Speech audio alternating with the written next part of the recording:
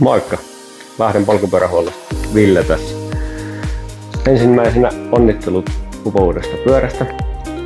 Sä oot tilannut meidän verkkokaupasta uuden laitteen ja se tulee sulle kotiin pahvilaatikossa. Nyt tällä videolla on ajatus, että käydään vähän läpi, että minkälaisessa kunnossa se tulee ja mitä se vaatii, jotta se saadaan kasattua ja valmiiksi ajoon. Ihan ensimmäisenä lähdetään siihen, että laatikko tietysti avataan. Laatikko aukeaa yläpuolelta, se on niitattu kiinni ja kun se on saatu auki, niin nyt tällaisessa tilanteessa on hyvä muistaa se, että jos meillä on siellä sähköpyörää tai painavaa pyörää, niin on hyvä olla kaveri siinä mukana nostamassa. Nyt tässä tapauksessa meillä on siellä vähän kevyempi pyörä. Meillä on tällainen tyylikäs trekking gravel pyörä siellä, mikä on vähän kevyempi. Niin otetaan sieltä suojapahvit pois.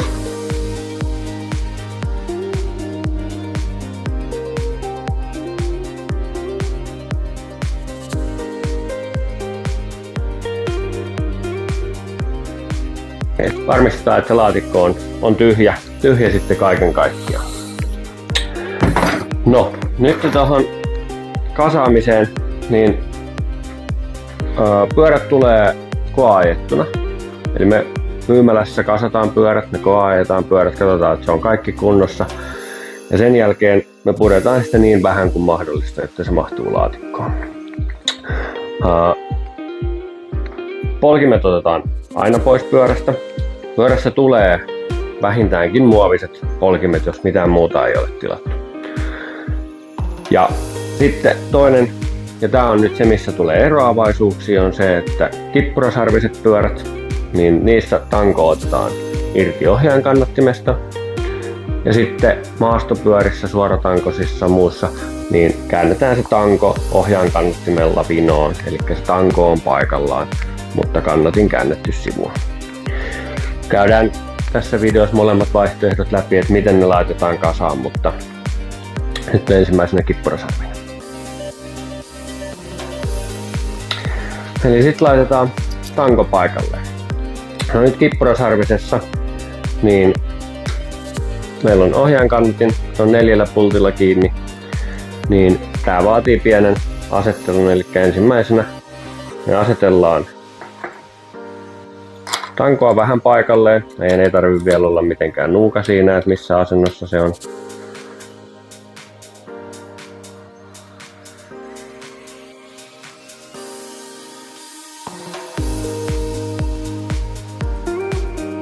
Sen jälkeen nykypäivänä aika monessa ohjaajan kannattimessa niin on ihan merkintä, että yläpuoli kiristetään ensin kiinni asti ja alapuoli kiristetään sen jälkeen.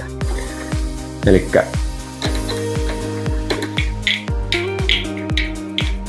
pyöritellään kannattimet. Mä en vielä laita ihan loppuun asti kireelle, eli nyt mä vaan silleen, että me saadaan sinne pieni pito tohon noin. Ja vähän tuolta alapuolta vielä. Tunnetaan, kun se vähän rupeaa ottaa sinne, niin meidän on helpompi asetella nyt tätä asento.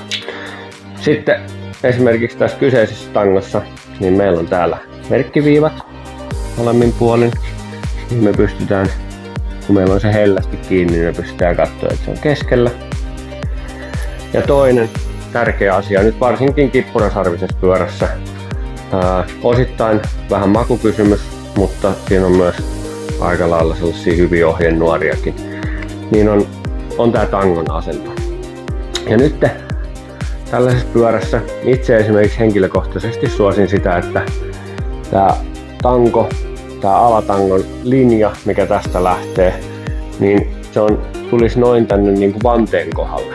Eli karkeasti osoittelisi tuohon vanteen linjaan, että jos tosta piirretään sellainen suora viiva, niin se olisi täällä takarenkaan linjassa. Niin silloin meillä olisi aika lailla vaakatasos tää yläosa ja kahvat olisi muutenkin niin kuin linjassaan.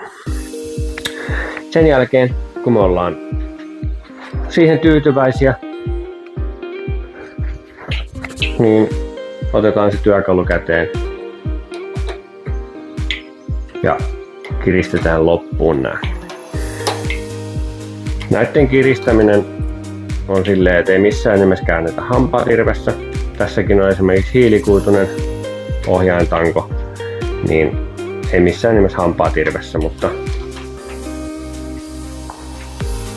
näin. Sitten voidaan vielä vähän varmistaa, että paketti pysyy kasassa. Sitten polkimet. Polkimet on aina oikea ja vasenkätisiä, eli niistä pitää olla tosi tarkkana. Ne on erikätisillä kierteillä ja toisissa polkimissa on stämpätty tänne päätyyn. Täällä on L ja R, eli left ja right. Tai sitten voi olla merkintä myös tässä akselin reunassa. Ja näissä on sellainen helppo muistisääntö. Eli sulla on oikea polin kädessä, niin kun sä pyörität kampea taaksepäin, niin se kiristyy. Ja kun sitten taas periaatteessa poljetaan eteenpäin, niin se aina löystyy. Jos nyt otetaan tästä oikean käden polin, eli R. Mä pidän tästä akselista kierteestä kiinni, asetan sen tohon polkimen reikään ja lähden rullailemaan taaksepäin.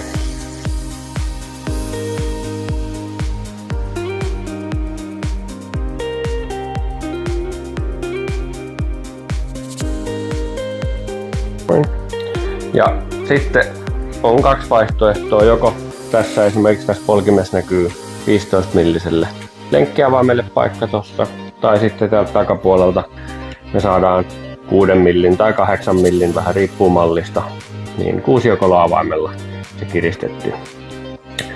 Ja nyt kiristäminen, niin helpoin ehkä vaihtoehto on, että me laitetaan tuo kampi tonne vähän takaviistoon.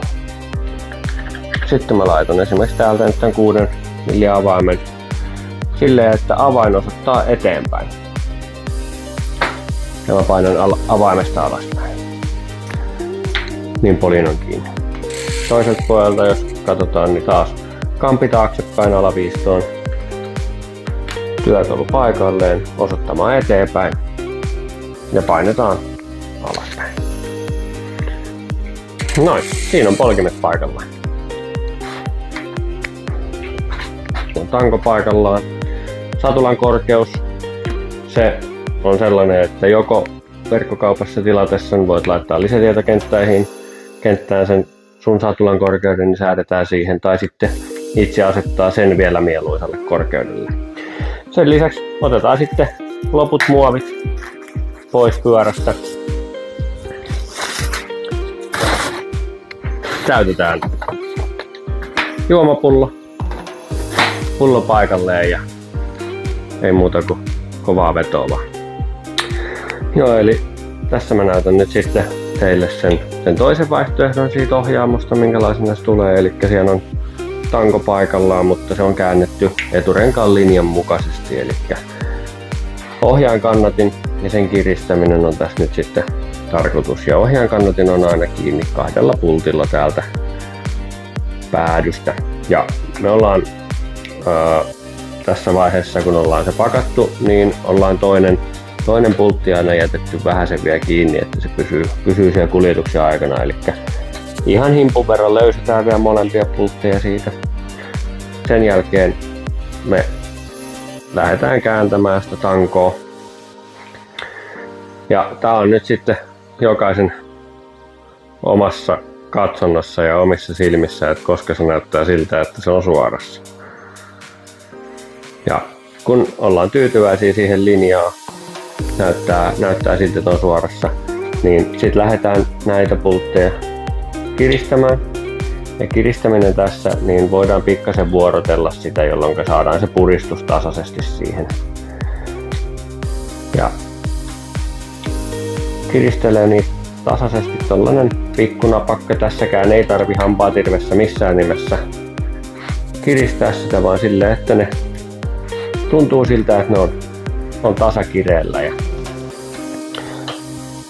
sitten jos sen jälkeen kun se on kiristetty, niin varmistuksena niin voidaan laittaa eturengas tuohon jalkojen väliin, ottaa tangosta kiinni ja vähän käännellä sitä, niin tällä me varmistutaan, että meillä on se riittävän kireellä se tanko siinä. Eli ei käy sellaista, että se lähtisi niinku pyörähtämään mihinkään suuntaan. Jos tuntuu, että se vähän antaa periksi, pikkasen kiristää lisää ja avot.